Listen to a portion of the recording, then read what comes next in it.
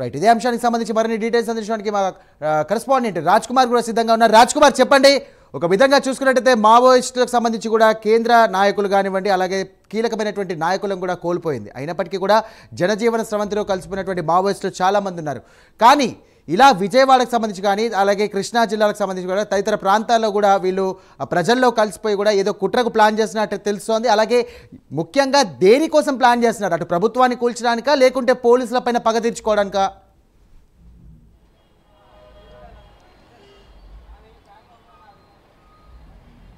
సాయిరామ్, ముఖ్యంగా ఏదైతే ఆంధ్రప్రదేశ్లో కూటమి ప్రభుత్వం ఏర్పాటైనటువంటి తర్వాత ప్రత్యేకంగా కొన్ని అంశాలను చూడాల్సిన అవసరం ఉంది.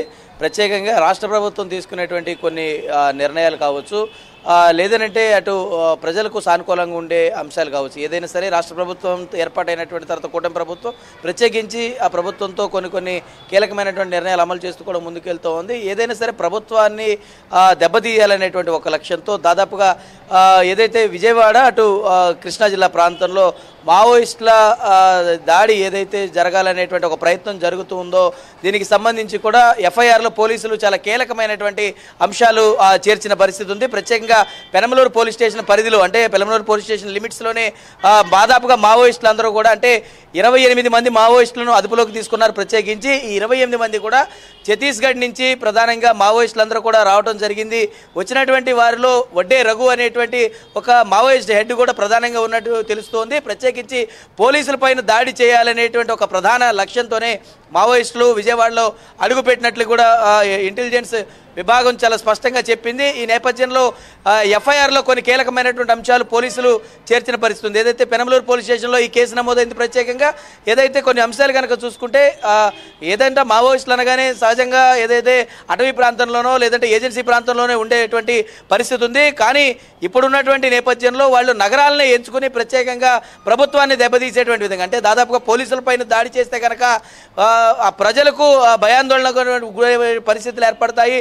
అంటే ప్రభుత్వము విచక్షణ కోల్పోతుంది. ఖచ్చితంగా అంటే పోలీసులకే భద్రత లేకపోతే రాష్ట్రంలో ప్రజలకు ఎలాంటి భద్రత ఉంటుంది అనేటువంటి ఒక అంశాన్ని లేవనెత్తాలనేటువంటి ఒక నిర్ణయంతోనో లేదంటే ఒక అటువంటి తలంపుతోనో ఖచ్చితంగా మావోయిస్టులు ఉన్నారనే ఒక విషయం చాలా స్పష్టంగా బయటపడుతుంది. ఖచ్చితంగా పోలీసులకే రక్షణ లేకపోతే సామాన్యులకు రక్షణ ఏ విధంగా కల్పిస్తారనేటువంటి ప్రభుత్వం పైన ఈ విధమైనటువంటి ఒత్తిడి చేస్తే ప్రభుత్వం కూలిపోయేటువంటి అవకాశం ఉంటుంది. నిజంగా ప్రభుత్వానికి ఒక ఎదురు దెబ్బ తగులుతుంది. నిజంగా ప్రభుత్వం ఒక ఆందోళనకరమైనటువంటి పరిస్థితుల్లోకి వెళ్తుంది.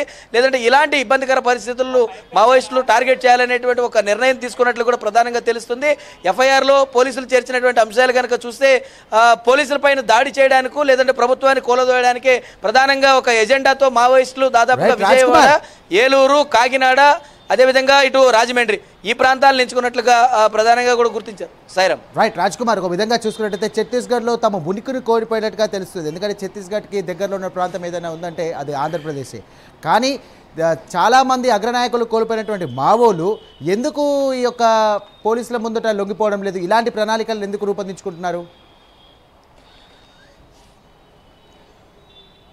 అంటే మావోయిస్టుల లక్ష్యం కానీ లేదా మావోయిస్టుల పనితీరు కానీ ప్రధానంగా మొదటి నుంచి కూడా వాళ్ళదంతా కూడా తిరుగుబాటు చర్య. వాళ్ళకి అంటే ప్రజాస్వామ్యంతో కానీ లేదంటే సమాజంతో కానీ వారు చాలా దూరంగా ఉంటారు. ఇక్కడ జరిగేటువంటి వాస్తవ పరిస్థితులు కూడా తెలుసు. కానీ వాళ్ళు ఏదైతే ఊహించుకుంటూ మావోయిజంలో ఉంటూ ఉంటారో ఖచ్చితంగా వాటిని అమలు చేయాలనేటువంటి ఒక, అంటే సాధారణంగా ప్రజలకు వారు ఎప్పుడు కూడా హాని చేసినటువంటి పరిస్థితులు వ్యవస్థలపైన వారు పోరాటం చేస్తూ ఉంటారు. ఆ వ్యవస్థలకు సంబంధించినటువంటి లోపాలు ఏదైతే జరుగుతున్నాయో, అంటే ప్రజల్ని ఎవరైనా ఇబ్బందికర పరిస్థితులకు గురి చేసినా లేదంటే ప్రజలను పూర్తిగా కూడా ఏదైనా రకరకాలుగా అనేక రకాలుగా వ్యవస్థలతో ఇబ్బంది పెట్టి రాజకీయ నాయకులు లేదంటే అధికారులు ఇబ్బందికర పరిస్థితులు పెడితే మావోయిస్టులు దానికి సంబంధించి స్పందించే అవకాశం ఎక్కువగా ఉంటుంది. కానీ ఇక్కడ ప్రభుత్వం ఏర్పాటైనటువంటి తర్వాత ప్రత్యేకంగా ఛత్తీస్గఢ్లో ఉన్నటువంటి పరిస్థితులు చాలా భిన్నంగా ఉన్నాయి. ఏదైతే ఛత్తీస్గఢ్లో అక్కడ దాదాపుగా మావోయిస్టుల పైన పోలీసులు అక్కడ ఉక్కుపాదం మోపుతున్నారు. ఆ ప్రభుత్వం కూడా అదే విధమైనటువంటి చర్యలు చేపడుతుంది. మావోయిస్టులందరినీ కూడా సాధారణమైనటువంటి మనుషుల్లో కలపాలనేటువంటి ఒక నిర్ణయంతో కేంద్ర ప్రభుత్వం ఇటు అన్ని రాష్ట్ర ప్రభుత్వాలు కూడా కృషి చేస్తున్నటువంటి నేపథ్యంలో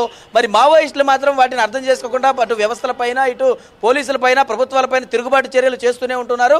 దీనికి సంబంధించి అంటే ఇటు నగరాలనే టార్గెట్ చేస్తూ వస్తున్నటువంటి లక్ష్యాలు కనుక చూస్తే అటు నిజంగానే మీరు చెప్పినట్టుగా ఛత్తీస్గఢ్ ప్రాంతంలో వారు అణచివేత గురవుతా ఉన్నారు. వారి నాయకులు అగ్రనాయకులందరూ కూడా అటు ఎన్కౌంటర్లో మరణిస్తూ వస్తున్నారు. అయినా కూడా వారి యొక్క లక్ష్యం ఏదైతే ఉందో, వారి ఆలోచన ఏదైతే ఉందో వారిని ఇవాళకి కూడా ఇంప్లిమెంట్ చేయాలనేటువంటి ఒక ఉద్దేశంతోనే మావోయిస్టులు ఉన్నారు తప్ప అంటే వాస్తవ పరిస్థితులు తెలుసుకోవాలని కానీ లేదంటే వాస్తవాలు జరిగేటువంటి అంశాలు చూడాలని కానీ ఏ రోజు కూడా లేనటువంటి పరిస్థితి ఉంది. ప్రత్యేకంగా ఈ నేపథ్యంలో దాదాపుగా ఇటు ప్రభుత్వాన్ని కూలదోయాలనే ఒక నిర్ణయం దాకా వచ్చారంటే నిజంగా అసలు మావోయిస్టుల పనితీరు ఏ విధంగా ఉంది, వారి ఆలోచన ఏ విధంగా ఉంది అనేటువంటి దానిపైన కూడా ఇప్పుడు ఒక ప్రశ్నార్థకం మారింది. అంటే ఇప్పుడు ఉన్నటువంటి మావోయిస్టులైనా లేదంటే ఇంకా ఆంధ్రప్రదేశ్లో ఇంకా కూమింగ్ కొనసాగుతుంది. ప్రత్యేకంగా మావోయిస్టులకు సంబంధించి ఇంకా కొన్ని వేరే వివరాలు గోప్యంగా ఉంచామని చెప్తున్నారు. ప్రత్యేకంగా సెర్చ్ ఆపరేషన్ టీం దాని గురించి ప్రత్యేకంగా ఇటు ఆక్టోపస్ బలగాలు కావచ్చు, అటు గ్రేహౌండ్స్కి సంబంధించినటువంటి టీం కావచ్చు, ప్రత్యేకంగా ఇటు విస్తృతంగా తనిఖీలు చేస్తున్నారు రాష్ట్ర వ్యాప్తంగా పలు ప్రాంతాల్లో.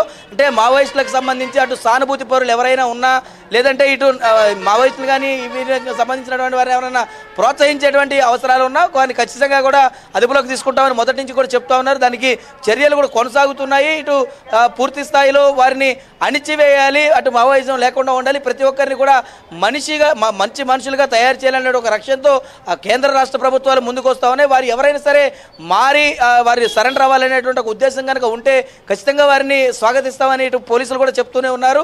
కానీ మావోయిస్టులు మాత్రం ఎప్పుడూ సరే పోలీసులపైన తిరుగుబాటు చేస్తూనే ఉన్నారు. వారు ప్రతిదాడి చేస్తానన్నారు. వాళ్ళని కూడా అటు ఎన్కౌంటర్ చేయాలనేటువంటి ఒక ఉద్దేశంతో జరుగుతుంది. అటు ఆ కాల్పుల దాడిలో మావోయిస్టులు ఎన్నిసార్లు వారి అగ్రనేతలందరినీ కూడా కోల్పోయినా వారి తీరు మార్చుకోవట్లేదు. రైట్ రాజ్ కుమార్, ఒక పక్క మీరు అన్నట్టుగా అగ్రనాయకులు కోల్పోయినప్పటికీ కూడా మావోలు తమ పంతాన్ని కూడా ముందుకు కొనసాగుతున్నటువంటి పరిస్థితి చూస్తున్నాం. అయితే వీరు కేవలం పావులేనా లేకుంటే అసలు సూత్రధారులు ఎవరు అనే దానిపైన పోలీసులు ఎలాంటి కోణంలో దర్యాప్తు చేసే అవకాశం ఉన్నట్టుగా తెలుస్తోంది? సాయిరామ్, ఇక్కడ ప్రధానంగా చూడాల్సిన అంశం ఏదైతే మావోయిస్టుకి సంబంధించి కూడా జాతీయ స్థాయిలో కొంతమంది అగ్రనేతలు ఉన్నారు. అందులో ఎప్పటికప్పుడు పోలీసులు అన్ని రాష్ట్రాలలో కూడా దొరికినటువంటి చోట మాట విని వారి లొంగిపోయి సరెండర్ అయ్యి కనుక లేదంటే వారికి ఏదైనా ఉపాధి అవకాశాలు, ఉద్యోగ అవకాశాలు కల్పించి వారికి రిహాబిలిటేషన్ సెంటర్కి తీసుకెళ్లి వారిని మార్చి ఆ సమాజంలోకి విడిచిపెట్టి వారికి తినడానికి తిండి, ఉద్యోగం, అదేవిధంగా వారికి ఒక భూమిని కూడా కేటాయించాలని అన్ని రాష్ట్ర ప్రభుత్వాలు కూడా నిర్ణయించుకుని మావోయిస్టులందరినీ కూడా సామాన్య మానవుల్లో కలపాలనేటువంటి ఒక పరిస్థితి అన్ని రాష్ట్రాల్లో కూడా ఉంది. కానీ మావోయిస్టులు మాత్రం ప్రత్యేకంగా దానికి భిన్నంగా వ్యవహరిస్తున్న పరిస్థితి ఉన్నటువంటి నేపథ్యంలో వారికి ఎన్నిసార్లు చెప్పినా కూడా వారి అగ్రనేతలు, మీరు చెప్పినట్టు అగ్రనేతలు కోల్పోయినప్పటికీ ఇప్పుడు ఏదైతే ఇటు ఇంకా దేవ్జీ లాంటి వాళ్ళు లేదంటే మన ఎన్కౌంటర్లో మరణించినటువంటి హెడ్స్ ఎవరైతే ఉన్నారో మావోయిస్టులకు సంబంధించి వాళ్ళందరినీ కూడా ఎప్పటికప్పుడు మార్చి వారందరినీ కూడా జనజీవన స్రవంతిలో కలపాలని ఒక లక్ష్యం అటు ప్రభుత్వాల పైన ఇటు పోలీసులు కూడా చేస్తున్నటువంటి నేపథ్యంలో మావోయిస్టులు మాత్రం తిరుగుబాటు చేస్తూనే ఉన్నారు ఎప్పటికప్పుడు.